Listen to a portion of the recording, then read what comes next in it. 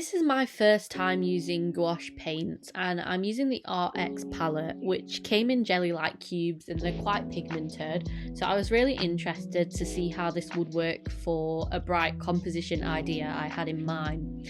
And I'm working on an A3 stretch canvas where I've applied masking tape around the edges to create a 1-inch wide border. And this is the reference picture that I'm working from.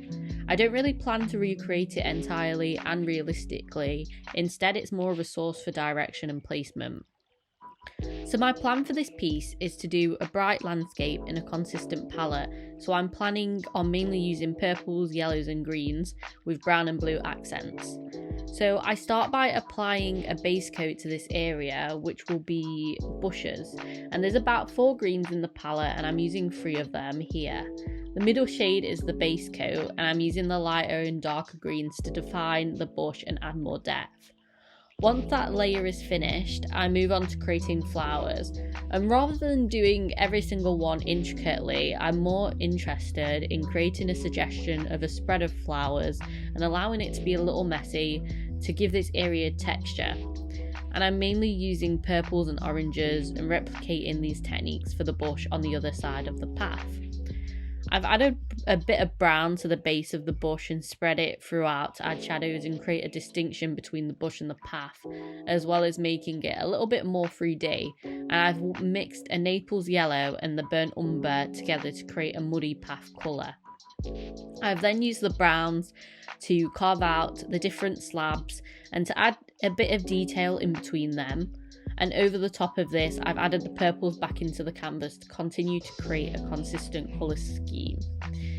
So then I move on to painting the rest of the greenery. I use a lighter green for the patches on the grass and a darker one for the shrubbery that sits in front of the building to differentiate between them. Again, I've used the same technique as I did for the bushes to add flowers that border this green area, and you'll probably notice that I'm using a fan brush here to create grass-like strokes and make the texture a little bit different to the bushes.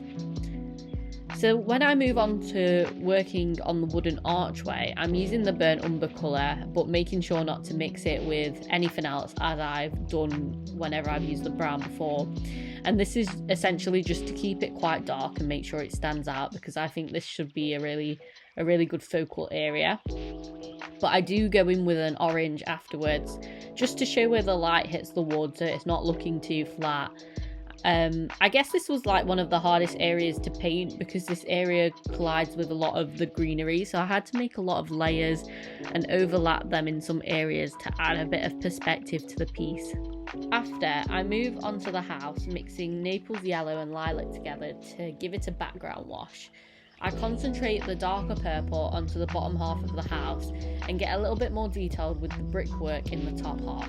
I went with pink windows, adding white highlight to the glass. This also matched the roof, which I covered with the same paint and added some of the orange to the corners. And then I recreated some of the buildings to the left using these orangey tones. And added more greenery to suggest that this is an area where it sprawls into the distance. And you can probably tell from the reference picture that even though there was some buildings to the left of the main building, they weren't arranged the way that I've painted them, but I did feel like I needed to add something into the space here as it looked a little bit blank, just being plain. So that's what I went with, and once that was done, I mixed a light blue for the sky and added a darker blue near the roof of the building.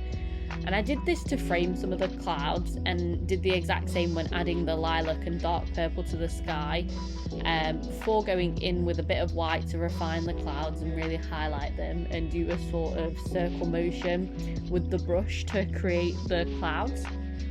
So now I'm just adding finishing touches, adding some of the texture back into the building to make it look slightly worn. I did that with the Naples yellow.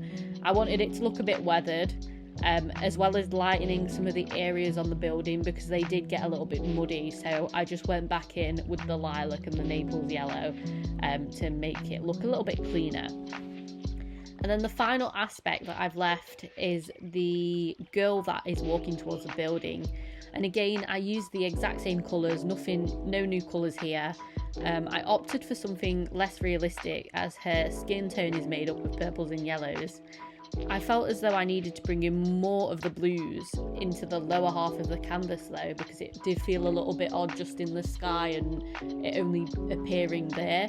So you can probably see a little bit in the windows that I added, and I also added it to the right side of her body to almost make it look as though the sun was glinting there. And then I just layered a little bit of purple on top of that to make it feel quite cohesive. So I guess that's about it. I'm quite happy with it, though I think I'm planning to lighten up the sky a little bit.